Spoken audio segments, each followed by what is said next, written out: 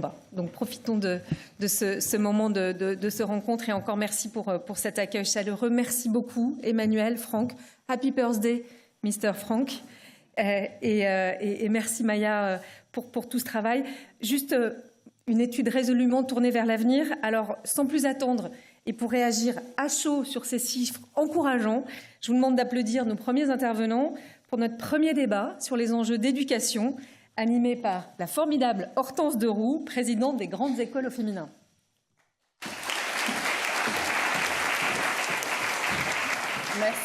Merci beaucoup. Bonjour à tous. Merci beaucoup Delphine pour tes mots. J'ai trouvé que le ministre qui nous a quittés avait eu un discours très clair et encourageant. Et je pense que les premières annonces qu'il nous a révélées sont très positives pour nous, en tout cas.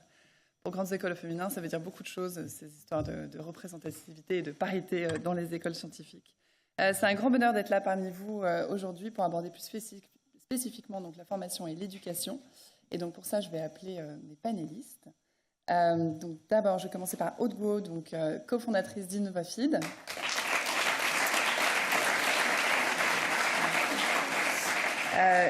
Inge Kerklo de Vive, Senior Executive Director au sein d'HEC Paris. Élodie Pertueso, donc directrice exécutive e-commerce, data et transformation digitale chez Carrefour, avec un certain soutien. Barbara Sessa, donc Senior VP Product Management chez Mastercard. Et Anita Devoisin, donc directrice de l'entrepreneuriat au sein de Centrale Supélec.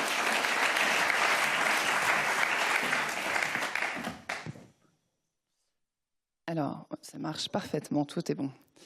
Merci beaucoup à Emmanuel et Franck pour la présentation des résultats de l'étude, très instructif. Donc l'étude montre très clairement une différence entre les femmes et les hommes quant à leur profil d'études. Si leur niveau d'études donc est très important, on est sur des surdiplômés.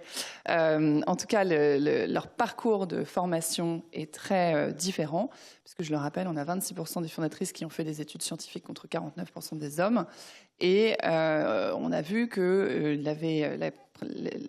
les startups à impact étaient impulsées à 62% par des profils scientifiques, tous sexes confondus. Il faut donc encore beaucoup encourager les femmes à rejoindre ces filières. Alors, la Première ministre va annoncer aujourd'hui donc des mesures assez fortes, mais en attendant 2027 et peut-être un chemin vers 2027, on va parler de ce sujet-là. Et je vais me tourner d'abord vers vous, Anita. Vous êtes en charge de l'entrepreneuriat au sein de Centrale Supélec. Pouvez-vous nous parler des actions qui sont mises en place au sein de l'école sur ce sujet ? Oui, tout à fait. Bonjour à tous et bonjour à toutes, évidemment. Oui, alors effectivement, les résultats de l'étude sont très positifs, encourageants en tout cas. Malheureusement, dans les écoles d'ingénieurs, la route est encore longue. On a, en fait, nous, au sein de Centrale Supélec, on plafonne à 20% de filles dans notre cursus ingénieur. Donc, et 20%, ce sont les bonnes années. Hein.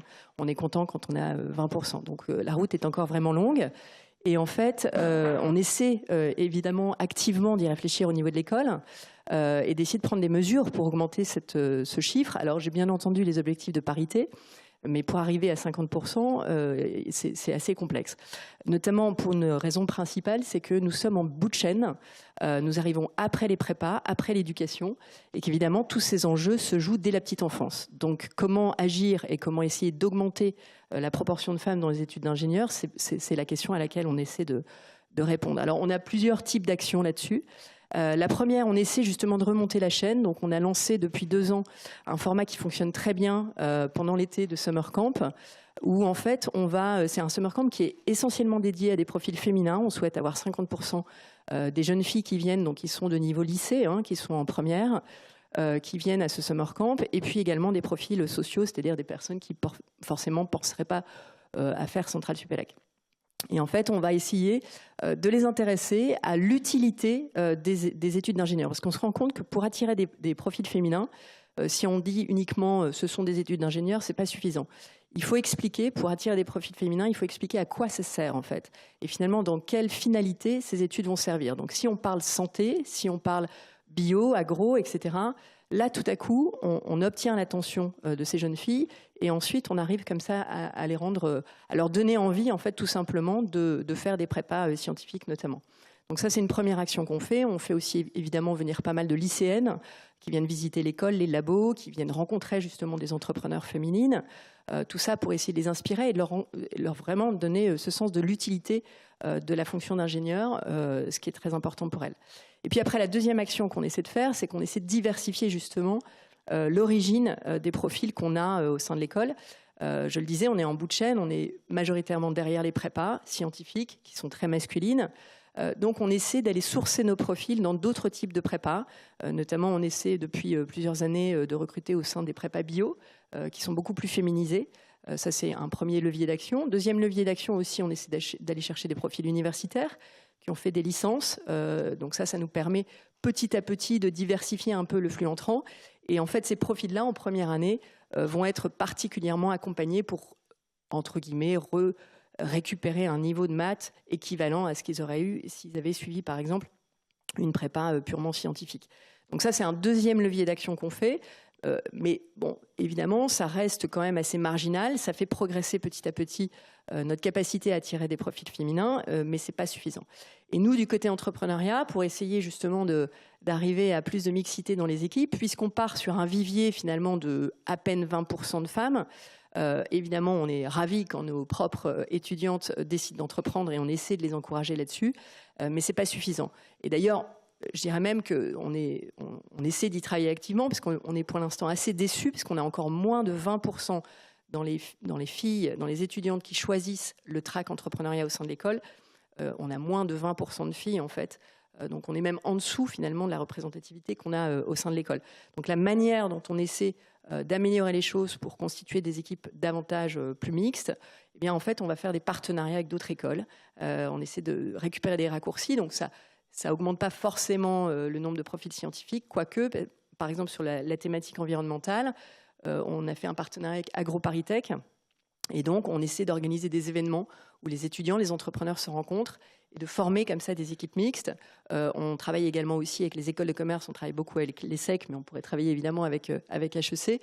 On organise pas mal d'événements, donc ça nous permet en fait de se faire rencontrer les profils, et sur des projets d'entrepreneuriat plus scientifiques, d'essayer d'intéresser justement des profils d'écoles de commerce, par exemple, qui souhaitent rejoindre un projet plus scientifique.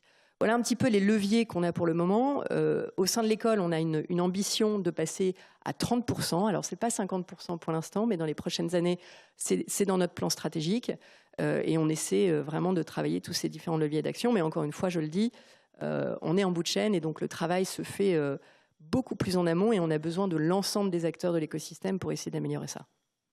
Merci beaucoup Anita. Je pense que vous aurez peut-être une discussion avec Inge sur que faire entre HEC et Centrale Supélec.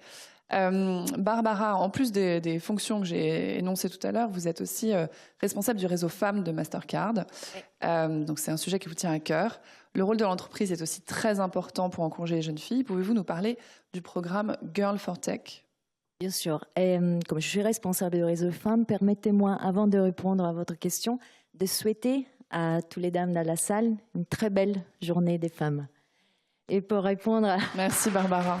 À votre question, j'ai bien entendu, le problème est en amont. Et en fait, chez Mastercard, nous avons bien compris que le problème était en amont. Et c'est pour cela qu'il y a 8 ans, nous avons créé un programme mondial nommé Girl for Tech, un programme qui a une ambition très grande, c'est là de pousser les jeunes filles à aller vers les métiers de la STEAM. Donc, à les former à ces métiers-là, à les intéresser à des métiers qui peuvent construire, donner leur la chance d'aller vers, en fait, des rôles plus importants dans le futur. Ce programme, comme je vous disais, a été créé il y a 8 ans.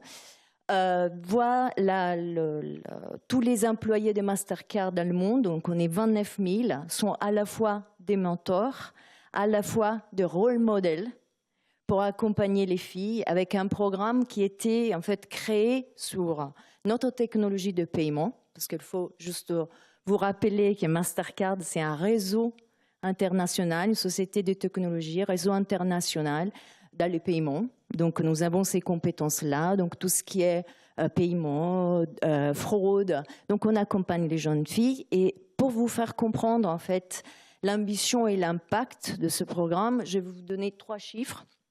depuis la création de ce programme, nous avons formé aujourd'hui 3 millions de jeunes filles âgées de 8 à 16 ans. Donc, je reviens sur votre point. C'est très important parce que quand on arrive à les écoles d'ingénieurs, c'est peut-être trop tard. Donc, qu'est-ce qu'on fait et comment Mastercard peut être agent de changement en externe? Donc, 3 millions de jeunes filles, 50 pays dans le monde dans lesquels nous opérons au travers de ce programme, 20 langues disponibles pour ce programme. Et ça, c'est très important parce que ce n'est pas un problème franco-français, c'est un problème mondial. On est 52% de la population en tant que femmes et partout dans le monde, on observe le même trend. Donc, ce qui est important aussi, que nous avons des versions aussi en France, donc nous travaillons aussi en France sur ce programme. Donc, encore une fois, je vous rejoins, c'est très important, mais la parité, c'est en fait un long schéma. Et donc, j'invite aussi des autres entreprises, au-delà de Mastercard, à prendre les mêmes engagements. J'espère que vous allez inspirer d'autres entreprises corporates qui sont là représentées. La GFD œuvre depuis plus de 10 ans à une plus grande représentation donc des femmes dans la tech par le biais des études conduites, mais aussi en mettant en avant des rôles modèles. Et Barbara, vous venez de souligner à quel point le rôle modèle est important. Je me tourne maintenant vers 2 de nos panélistes qui incarnent particulièrement cette dimension de rôle modèle. Élodie, donc vous êtes directrice exécutive e-commerce, data et transformation digitale de Carrefour. Vous avez votre comité de soutien. Vous êtes membre du... entendu, on est actifs. Mais là, ils sont discrets, là. Mais vous êtes membre du COMEX. Que pensez-vous de cette question des rôles modèles pour lever certains freins qui empêchent certaines femmes, on ne va pas faire de généralité non plus, d'accéder à leur plein potentiel? Moi, je crois qu'il faut des rôles modèles. En fait, je pense qu'il ne faut pas avoir peur. Des fois, ça fait peur, ce mot-là. On se dit, oh là là, c'est quoi être un modèle? Alors, ça ne fait pas peur à mon équipe. Hein, vous avez entendu, voilà, on a passé ce cap. Mais au début, on a l'impression que voilà, être un rôle modèle, c'est-à-dire qu'il faut être parfait, voilà, il faut donner envie. Enfin, tout de suite, ça donne une... en fait, une entreprise, c'est comme une société. Le premier moteur de l'évolution, c'est l'envie que vous générez d'occuper des fonctions. Et en général, on n'a pas envie d'une fonction de façon théorique. On a envie d'une fonction telle qu'elle est incarnée. Et les petits garçons ont envie d'être ministres ou députés en écoutant leur ministre ou leur député. Dans une entreprise, c'est pareil. On a envie d'évoluer parce que on voit comment c'est incarné à différents échelons dans l'entreprise. Donc, je pense que ça, c'est essentiel. Et ensuite, il faut se dire qu'effectivement, c'est pas un rôle modèle d'incarner une forme de perfection et de soi-même. En réalité, c'est justement plusieurs rôles modèles, plusieurs femmes et même un réseau. Je vais vous montrer comment on fait chez Carrefour qui incarne ça. Et il faut de la diversité. Il faut plein de femmes à différents niveaux, avec différents profils, avec différentes histoires, avec différentes formations. Évidemment, il faut des femmes ingénieurs. Bon, ça, on en a très peu. Merci pour les grandes écoles, mais il faut vraiment un réseau parce que c'est comme ça qu'on va donner envie à une multiplicité de femmes et qu'on va finalement donner un signal tout simplement d'ouverture. Il ne s'agit pas d'être un modèle en soi, il s'agit de que l'entreprise dise en fait voilà c'est possible, c'est ouvert, le jeu est ouvert et regardez la diversité qui accède à ces fonctions. Donc pour moi c'est ça, il faut dédramatiser ce côté rôle modèle. En revanche, ce qui est très clair, c'est que ça se décide. Je pense que ça, le ministre disait d'ailleurs, c'est notre responsabilité de dirigeant d'entreprise.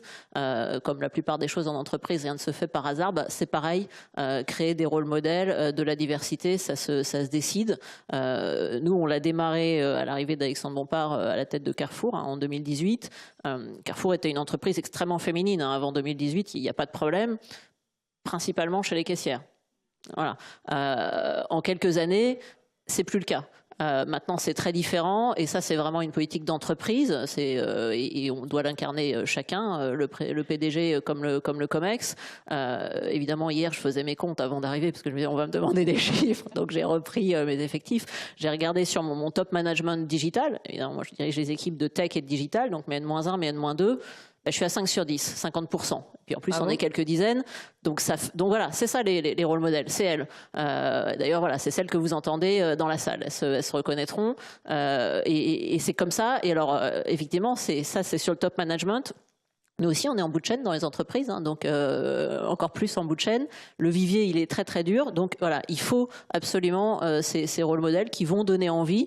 Et puis, je vous incite dans la salle, vous pourrez discuter avec elles, parce qu'elles vont évidemment liker sur LinkedIn, etc. Vous allez voir leur profil, et ça va créer vraiment encore un effet d'ambassadeur. Merci beaucoup, Élodie. Je me tourne vers vous, Aude. Vous êtes fondatrice de la start-up InnovaFeed et vous êtes vous-même donc ingénieure, donc cofondatrice d'une deep tech industrielle à forte composante scientifique. Avez-vous été inspirée vous-même par des rôles modèles dans le cadre de votre parcours? Et aujourd'hui, est-ce que vous jouez ce rôle pour inspirer des jeunes filles et femmes à suivre votre voie? Bonjour à tous. Alors, je pense qu'il est nécessaire d'en avoir et je pense qu'aujourd'hui, plus encore qu'au début de mon parcours dans l'entrepreneuriat, on a besoin de rôle modèle. Moi, j'en cherche personnellement. Il y en a de plus en plus, c'est une bonne chose, mais clairement pas encore assez. Et quand je regarde mon parcours, je pense que j'ai pas eu de rôle modèle entrepreneur femme ayant eu le même type de parcours que moi. En revanche, c'est ce que je trouve très intéressant dans ce que vous évoquiez avant. Je pense que mes déclencheurs, ça a été d'abord pour les études de mes parents. Mes 2 parents sont ingénieurs, mon père est entrepreneur, donc ça a été assez critique pour mon parcours. Et ensuite, je pense que c'est les dynamiques entre pairs en fait. J'ai créé InnovaFeed avec des amis, des associés, des collègues qui sont issus du même parcours que moi, qui sont ingénieurs de formation pour l'essentiel. Et j'ai eu la chance, je pense, d'évoluer dans des milieux qui sont où l'entrepreneuriat, on en parle à l'école d'ingénieurs, on en parle dans le conseil, dans la banque, enfin ces filières-là où nombre d'ingénieurs vont travailler par la suite. Et je pense que cette dynamique-là, elle donne clairement des idées. Donc pour moi, ça a été plutôt le parcours qui a été déterminant plutôt que des rôles modèles individuels. Et je pense que ça, être dans ces milieux-là, alors en ayant côtoyé l'écosystème tech par la suite, et vous l'évoquiez dans le rapport EY, je pense qu'il y a quand même un côté boys band, même dans ces milieux-là, et les dynamiques d'entraînement, l'émulation bénéficient davantage aux hommes qu'aux femmes. Donc l'aventure entrepreneuriale se vit encore beaucoup entre copains et amis IS, mais néanmoins, je trouve que cette dynamique-là, elle est très entraînante. Et dans mon cas, je pense que mon parcours a été plus déterminant. Et je dirais que ce parcours-là a pu compléter le manque de rôle modèle. Probablement, si j'avais eu des rôles modèles femmes, ça m'aurait incité en parallèle ou en dehors de mon parcours. Mais n'ayant pas eu, c'est plutôt le milieu dans lequel j'ai baigné qui m'a donné envie. Et puis le fait d'avoir l'émulation entre les pairs.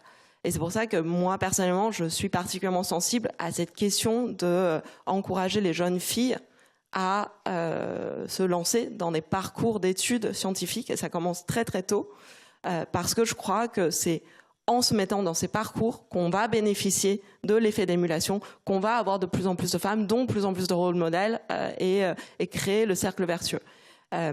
Et qu'est-ce qu'on fait, moi, ou InnovaFeed au quotidien? On est ici, donc on en parle, on essaie d'en parler le plus possible. On fait pas mal de stages, et en particulier des stages d'observation, donc dès la 3e, parce que je pense que c'est un moment déjà clé pour donner envie aux collégiens et aux collégiennes en particulier de s'intéresser à nos métiers. On fait du mentorat dans pas mal de formations. Je pense qu'on en fait notamment à Centrale, où il y a de mes associés. Et on en fait aussi dans d'autres programmes de formation. Et on essaye d'en parler le plus possible dans des événements comme celui-ci. Merci beaucoup, Aude. On va maintenant passer à la notion d'impact, puisque ça ne nous aura pas échappé, l'étude, c'est sur les startups à impact. Donc, un tiers des startups à impact sont fondées par des femmes dans les 5 dernières années, avec une surreprésentation dans les domaines à impact économique et social, et une accélération de la représentation dans le domaine de l'impact environnemental. Ce constat rejoint d'autres études et expériences, et un peu ce que vous avez aussi évoqué sur le fait que les femmes l'impact est un fort moteur d'engagement pour les femmes, comme la finalité d'un job ou d'une fonction. Et donc, j'aurais voulu avoir votre témoignage là-dessus. Aude, justement, votre start-up est spécialisée dans l'élevage d'insectes à destination de l'alimentation animale et végétale. Vous avez bâti donc un modèle industriel à plus faible émission de CO2. Est-ce que l'impact a été un véritable moteur dans la création de votre start-up ? Oui, absolument. Et je dirais que l'impact, et en particulier l'impact environnemental, c'est au cœur de notre mission et notre projet. Aujourd'hui, donc en effet, on développe l'élevage à grande échelle et la transformation à grande échelle d'insectes pour la distribution animale parce que ils sont très riches en nutriments, mais surtout parce que on est capable de développer des modèles de production qui permettent, comparé aux sources d'aliments existants pour l'alimentation animale, de baisser l'empreinte carbone de 50 à 80%. Donc c'est pour cette raison-là qu'on a créé Innovafeed. Il est au cœur de notre projet et il est significatif sachant que quand on sait que 50% de l'agriculture, des produits de l'agriculture vont à l'alimentation animale plutôt que directement à l'alimentation humaine, et que l'agroalimentaire dans son ensemble, c'est un tiers de nos émissions. Donc réussir à trouver des aliments, des nutriments alternatifs plus durables pour l'alimentation, nutrition, l'alimentation des animaux est critique. Donc moi, ça a été clairement le premier moteur et une raison très forte pour laquelle je me suis lancée dans l'entrepreneuriat. Et je pense que c'est la première raison pour laquelle, en fait, les personnes, donc aujourd'hui on est 350, donc toutes les personnes qui ont rejoint Innovafeed, en particulier les femmes, je pense que c'est la première raison pour laquelle ils sont engagés. Pas forcément toujours évident de se dire je vais faire de l'élevage d'insectes en venant on a beaucoup d'ingénieurs, donc en venant d'industries qui n'ont rien à voir. Et d'ailleurs, ce que je trouve assez intéressant, c'est que parmi les femmes, on parle souvent des femmes qui ne se lancent pas dans l'entrepreneuriat parce qu'elles sont plus risques adverses. Et en fait, dans notre cas, Innovafeed, les premières personnes clés à nous avoir rejoints, les personnes qui nous ont rejoint la première année, où on était concrètement que risque, et tout ce qu'on avait à proposer aux gens, c'est globalement couper leur salaire par 2 ou 3, ça a été essentiellement des femmes. Et par la suite, dans notre recrutement, on s'est rendu compte que le discours assez typique des startups de la tech, beaucoup sur l'hypercroissance, en fait, attirait peu de femmes. Et parce que je pense que le milieu de la tech, a des biais, donne pas toujours envie. En revanche, elles étaient beaucoup plus sensibles lorsqu'on allait les voir, plutôt en leur parlant de notre mission, en leur parlant des problèmes qu'on avait à résoudre, et ils sont nombreux, et en fait en demandant de l'aide. On dit en fait on a besoin de talents pour nous aider à résoudre des problèmes, on a besoin de gens comme vous. Et là, ils ont vraiment répondu oui à l'appel. Donc je pense qu'il y a un côté, les femmes aujourd'hui prennent des risques. Elles savent que le chemin, et surtout dans le milieu de la tech, n'est pas facile, mais elles sont capables de le prendre lorsque ça vaut le coup, quoi. Et Innovafeed, aujourd'hui, on est 350, beaucoup de femmes, surtout parmi nos managers. On est 40% de femmes managers, donc ce qui est un chiffre, qui est un bon chiffre par rapport au moyen de la tech ou de l'industrie. Qui est quelque chose qu'on essaye de maintenir, pas toujours évident quand on croit que les talents femmes sont rares, mais c'est quelque chose qu'on garde de manière très précieuse parce que au-delà, alors il y a des sujets au-delà de l'efficacité, au-delà de la justice sociale. Moi, je crois aussi beaucoup que les entreprises de la technologie ont des solutions à proposer aux défis de société, mais que pour qu'on réponde au mieux à ces défis de société, il faut qu'on ressemble à la société de demain. Donc la présence aussi des femmes est extrêmement importante pour que nos solutions soient adaptées à nos sociétés. Merci beaucoup, Aude. Anita, vous, en plus de votre rôle à Centrale, vous avez une expérience très précieuse pour notre auditoire aujourd'hui, puisque vous êtes à l'origine de la création de 2 fonds d'investissement. Avez-vous constaté, vous, ce lien entre femmes et impact aussi ? Oui, alors, enfin, à l'origine de la création d'un fonds d'investissement d'impact, ça c'est important, vraiment un fonds d'investissement dédié uniquement à des sujets d'impact. Et effectivement, je suis au comité d'impact d'un autre fonds d'investissement spécialisé sur les sujets environnementaux. Donc je parle plutôt sur l'investissement d'impact, parce que effectivement notre fonds est très particulier. Nous, on était au départ sur les sujets sociaux et on s'est aussi diversifié vers les sujets environnementaux. Et donc, on a une surreprésentation des femmes parmi les participations dans notre portefeuille. Donc, actuellement, on a à peu près entre 35% de femmes qui sont fondatrices ou cofondatrices des entreprises dans lesquelles on a investi. Et ce chiffre se porte à 50% si on inclut les dirigeantes qui ont rejoint les fondateurs très rapidement. C'est ce qu'on remarque aussi, c'est qu'on a des femmes qui peuvent arriver très, très rapidement comme ça dans des startups qui se créent sur des sujets d'impact. Alors, ce qui est assez notable quand même, c'est que effectivement, par rapport à l'étude qu'on a vue, sur les sujets sociaux, avec beaucoup d'aspects humains, on retrouve pas mal de femmes. Ça, c'est assez clair, et c'est pour ça que dans notre fonds, il y a eu ce biais entre guillemets positif où on a retrouvé quand même pas mal de cofondatrices. Sur les sujets environnementaux, en revanche, c'est un peu moins le cas. Alors, ça dépend des sujets. Effectivement, dans la bio, dans l'agri, on retrouve pas mal de sujets de personas féminins. Peut-être un peu moins dans l'énergie ou dans des sujets plus ardus. Mais c'est en train de changer. Et ce qu'on voit notamment, ça rejoint énormément l'étude qu'on a vue, c'est que finalement, nous, on a investi dans des phases de seed, donc très amorçage, assez jeune. Donc, on est sur les entreprises qui ont été créées dans les 5 dernières années. Et donc, évidemment, sur cette traîne-là, on a quand même plus de profils féminins. L'autre fonds dans lequel je suis, Femmes et Impact, donc ça, le premier fonds, c'est Investir et Plus, et le deuxième fonds, c'est Femmes et Impact, où je suis dans le comité d'impact uniquement. Là, pour le coup, ce sont des sujets uniquement environnementaux et plutôt sur des phases de série A, série B, donc des phases un peu plus avancées avec des entreprises qui ont plutôt 10 ans d'existence. Sur ce deuxième fonds, évidemment, il y a peut-être un peu moins de profils féminins représentés. Donc on voit bien, en tout cas, ça confirme vraiment bien tous les résultats de l'étude EY. Et ce qui est clair, c'est que finalement, quand on parle de l'impact, on revient à la notion d'utilité dont je parlais tout à l'heure et dont on a parlé. C'est un moteur très très important pour l'entrepreneuriat féminin. Pas uniquement, hein, y a d'autres moteurs, mais en tout cas, c'en est un, c'est assez clair. Et c'est pour ça, c'est plutôt, je pense qu'on est dans un trend positif parce que ce sont des sujets qui commencent à devenir de plus en plus mainstream, qui sont de plus en plus regardés. On demande de plus en plus de retours au niveau des entreprises sur ces sujets-là.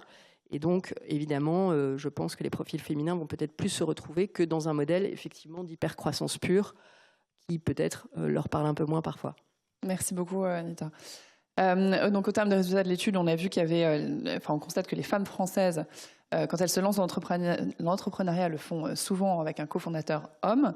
Elles jouent donc la carte de la mixité, elles, plus que les hommes, à fond, ce qui a de vraies conséquences en interne, puisque ça permet, donc quelle que soit la mixité de genre ou de background, une prise de décision plus efficiente, et puis aussi, ça met un impact aussi vis-à-vis de l'externe, puisque cela peut changer la perception des autres. Inge, vous êtes donc en charge de l'Innovation and Entrepreneurship Center d'HEC Paris. Le campus d'HEC est extrêmement cosmopolite. Est-ce que vous avez, constaté un rapport au biais qui changerait au regard de la culture des unes et des autres, ou des uns et des autres? Bonjour à toutes et à tous. Bonne question. C'est vrai que le campus est assez cosmopolite puisqu'on a au total 130 différentes nationalités sur le campus. Donc on a une représentativité, on va dire, sous la main. Et on voit un peu cette génération montante du monde entier, finalement, à jouer en Josas, ce qui est quand même un exploit. Donc, pour faire une réponse courte, en fait, non. On n'en voit pas tellement de biais ou de grandes différences culturelles. Finalement, quand tous ces jeunes gens se rencontrent sur le campus, ils co-créent, ils créent ensemble, ils ont les mêmes réflexes, ils ont les mêmes aspirations. Donc je dirais, si je devais répondre court et précise, c'est non. Maintenant, si on regarde un tout petit peu plus loin, on se rend compte quand même, quand on regarde des études, des chiffres, qu'il y a quand même, on va dire, beaucoup de similitudes. Monsieur le ministre parlait tout à l'heure du chiffre 3. C'est le chiffre 3 qu'on retrouve aux États-Unis, en Chine, en Europe. Je pense que tous les écosystèmes qui sont en train de construire le monde de demain, il y a ce fameux chiffre 3, à peu près 30% ou en dessous de 30% d'entrepreneuses ou d'entreprises qui sont fondées par des femmes. Alors, il y a une étude en 2020 qui a été faite encore plus en détail par pays. Et il y a un pays qui est le numéro 1 mondial avec les femmes entrepreneuses. J'aurais bien envie de poser la question à l'Assemblée, mais c'est peut-être un peu compliqué. Surprenant, c'est l'Angola, avec 51%. Donc je trouve qu'il est intéressant aussi de peut-être de regarder un peu au-delà de nos frontières françaises, européennes. Et je vous avoue, les 51% d'Angola m'ont vraiment interpellée. Donc peut-être aussi des choses à aller chercher un peu au-delà de nos frontières. Voilà pour le biais culturel. Alors après, je me suis posé la question, tu m'as dit culture, est-ce qu'il y a un biais culture? Est-ce qu'il n'y a pas aussi un biais culturel sur, on a beaucoup parlé de sciences et d'écoles de management, est-ce qu'il n'y a pas aussi quelque chose de culturel entre les ingénieurs et les personnes qui sont dans les écoles de commerce? Et je pense que là, on a un vrai travail à faire ensemble. Effectivement, on s'en parlera juste après. Mais pour vous donner un peu une idée de ce qu'on voit à HEC, aujourd'hui, on ne le sait pas forcément, mais 35% de nos étudiants sont ingénieurs. Donc, l'idée de commencer tôt, de les mettre, puisque vous dites vous êtes au bout de la chaîne, de les mettre ensemble sur un banc d'école, ça nous paraît quand même une très bonne solution pour qu'ils se comprennent un peu mieux, qu'ils co-créent ensemble les différents projets. Alors, on a un master, alors avec X, HEC, entrepreneur, où on voit presque 50% de femmes et 50% d'hommes. Génial, vous me direz. Ben non. En fait, parce que quand vous regardez à la fin de l'année, eh ben, il n'y a qu'un peu plus de 20% de femmes qui vont créer leur start-up versus les 50% qu'elles représentaient au début. Donc on s'est dit, il faut qu'on fasse un programme pour les encourager. Donc le tout est le travail d'encourager des femmes à tout âge et voilà, sur les bancs de l'école aussi. Ça s'appelle Booster et on leur fait un bootcamp pour essayer d'oser et de créer un peu plus de start-up à la fin. Donc il y a peut-être un biais culturel aussi d'amener cette partie science ensemble avec la partie management. Et pour conclure, Aude, j'ai adoré ce que vous avez dit, c'est qu'il faut qu'on construise ensemble les entreprises et le monde économique de demain qui doit ressembler à la société de demain. Je pense que là, on a un grand enjeu tous ensemble. Merci beaucoup Inge. Barbara, vous évoluez dans un groupe très international. Quelle est votre vision de la question clé des biais ? Ce que je peux vous dire, c'est que chacun de nous a des biais, comme on se disait avant. Donc, c'est impossible d'éliminer tous les biais. C'est une fantaisie, en fait, c'est très difficile d'éliminer. Il faut y travailler et des fois aussi les mettre à côté d'un autre parcours. Ce qu'on a fait chez Mastercard et qu'on continue à faire, c'est travailler sous les biais, c'est travailler sous les biais des managers au moment de l'embauche. Donc, pour arriver à ne pas en fait, choisir un homme et une femme, mais choisir le ou la meilleure candidate avec les meilleures compétences et en fait qui répond mieux aussi à la culture de l'entreprise. Donc c'est un travail qu'il faut faire sous notre biais. Chacun de nous arrive. J'ai entendu par exemple un biais qui revient toujours, c'est les femmes sont averses au risque. Ça me rend malade en fait parce que ce n'est pas du tout vrai. On le dit aussi pour les investissements, ce n'est pas du tout vrai. C'est que les données qu'on a à disposition sont des données qui arrivent à la base hommes, et donc on pense que les femmes sont averses au risque. Moi, je porte toujours un exemple très perso. Je suis arrivée en France, je ne parlais pas français. J'allais vivre avec quelqu'un que j'avais connu depuis 3 mois. Je n'avais pas un travail sûr. Donc, je ne pense pas d'être averse au risque. Donc, c'était un petit pari. C'est en fait continuer à le dire, c'est continuer à perpétuer la culture. Donc, toutes ces phrases-là, il faudrait l'éliminer aussi. Ça, c'est des biais pour moi. Et donc, chez Mastercard, on cherche vraiment de parler, si c'est possible de dire, d'une façon très neutre. Donc, pour éliminer, même dans la conversation de tous les jours, ces biais-là. Encore une fois, je suis honnête, on n'est pas parfait, c'est pas facile, parce qu'on est dans 210 pays. Oui. Et donc, voilà, la culture, oui, ça peut jouer. Pays par pays, on est différent. Et donc, encore une fois, c'est vraiment un travail, mais je pense qu'on est bien dans ce moment. Sur le stéréotype du risque, je vous invite à regarder le site de Grandes Écoles au Féminin. On a fait notre dernière étude et sur la notion de risque, justement. Ouais. Et donc, c'est bien faux. Il n'y a pas d'aversion au risque, particulièrement dans le cerveau féminin. On ne peut pas clore une table ronde sur la formation sans parler de la nécessité d'accompagner les générations futures, et notamment les femmes, vers les nouveaux métiers. Elodie, chez Carrefour, vos collaborateurs voient également leur métier évoluer avec la digitalisation. Qu'est-ce que vous faites pour les accompagner ? Ouais, non, je pense que c'est très important de le dire, en fait. Et d'ailleurs, ça change un peu, y compris pour les femmes, l'image de la tech. Le retail, par exemple, chez Carrefour, tous nos métiers sont en train de se transformer avec du digital, de la data, de la tech. Et donc, alors qu'on est traditionnellement une entreprise qui attire beaucoup plutôt les profils commerciaux, aujourd'hui, on a de quoi nourrir et faire plaisir et développer des profils d'ingénieurs, mais peut-être d'ingénieurs avec des aspirations un peu différentes, avec des sujets un peu différents. Et donc, moi, j'ai pas du tout peur d'aller voir mes jeunes camarades de Polytechnique et de leur dire qu'ils vont s'épanouir aussi dans ce domaine-là. Donc ça change l'image. Évidemment, c'est une très belle opportunité. C'est aussi un formidable challenge pour nous, pour former et accompagner. On a une responsabilité énorme en tant qu'entreprise. D'abord, on va se le dire, vous l'avez dit, le vivier, il n'est pas là. Donc n'hésitez pas à aller vers les quotas, vers le 50%, parce que dans les entreprises, on a de quoi les nourrir, on a de quoi les employer, on a de quoi les développer, et dans toutes les entreprises, y compris dans des secteurs qui ne sont pas purement technologiques. Et puis comme on n'a pas le vivier, c'est très pragmatique. On s'attaque au sujet directement. Moi, j'ai lancé un des programmes de formation digitaux, je pense les plus importants en France. On a formé cette année plus de 100 000 collaborateurs au digital. Tout le monde, parce qu'en fait c'est une culture d'entreprise et donc évidemment il faut former mes équipes qui passent des certificats sur Google, etc. Et puis il faut former les gens en magasin. Donc on a été en magasin, montrer l'application, montrer le digital, les stocks, remplir les systèmes, etc. Parce que c'est toute une culture et c'est un peu notre promesse aussi. La promesse historique de Carrefour, c'est l'ascension sociale. C'est vous rentrez traditionnellement comme employé, vous faites de la mise en rayon et puis vous pouvez finir par diriger un pays.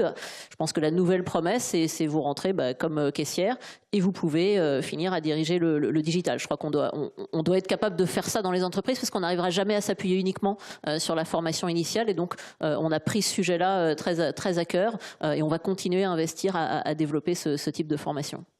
Merci beaucoup, Elodie. C'est très inspirant. Et Inge, vous, comment le travail que vous faites sur l'entrepreneuriat peut préparer aux métiers de demain? Oui, c'est une très bonne question, les métiers de demain. Je permets de rebondir dessus parce que je pense que c'est vraiment essayer de former dès le plus jeune âge est tellement important, de les inspirer, d'essayer de les pousser aussi un petit peu. Donc aujourd'hui, même les gens sur les écoles d'école de management sont confrontés à des cours de IA, de data. Donc je pense qu'on a tout ça en tête pour les métiers de demain. 85% de nos métiers en 2030 n'existent pas aujourd'hui. C'est quand même des chiffres forts. Mais il ne faut pas oublier, et je voudrais boucler avec l'idée de l'impact qui nous occupe aussi aujourd'hui. Ces jeunes générations cherchent aussi l'impact. Donc oui, la partie technologique, je pense qu'il faut les encourager. Mais aussi, elles sont inspirées, et ils sont inspirés par l'impact. La partie environnementale les préoccupe beaucoup. Donc je pense que c'est un ensemble qu'il faut leur offrir pour les amener vers ces métiers du futur. Et je pense que voilà, ça commence très tôt sur les bancs de l'école. Merci beaucoup à toutes pour vos témoignages. Afin de clore cette table ronde, quel serait en 5 mots le message que vous auriez à passer à notre auditoire, femmes et hommes, aujourd'hui? Je commence par vous, Anita. Vous êtes à côté de moi, pardon. Pas de souci, pas de souci. Je vais dire quelque chose d'assez commun, mais moi je me le répète très souvent personnellement, c'est d'oser et de ne se mettre aucune barrière. Et personnellement, je me le dis souvent. Et parfois je me dis mais lui en tant qu'homme ne se pose pas la question, donc n'oublie pas de ne pas te poser la question. Voilà, c'est une manière parfois quand j'ai des challenges en face de moi. Donc voilà, ce serait la phrase. Et puis surtout aussi par rapport au sujet un peu tech, scientifique, ne pas hésiter non plus à rejoindre des sujets qu'on ne comprend pas forcément au début. Je pense que les insectes, je ne suis pas sûre que vous connaissiez au départ, et on y arrive toujours. Donc il ne faut pas hésiter à passer les barrières, même si on a des formations qui ne sont pas scientifiques au début, mais de se rapprocher de sujets scientifiques, ça marche aussi.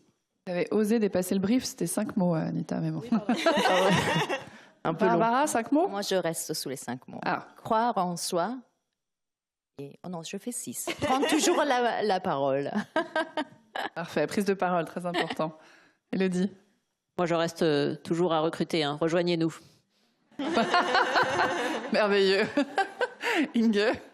Alors en 3 mots, c'est apprendre à oser, qui est le slogan effectivement de l'école. Je rajoute une petite phrase, mais je pense qu'apprendre à oser pour les femmes et étudiantes qui portent des projets, encouragez-vous.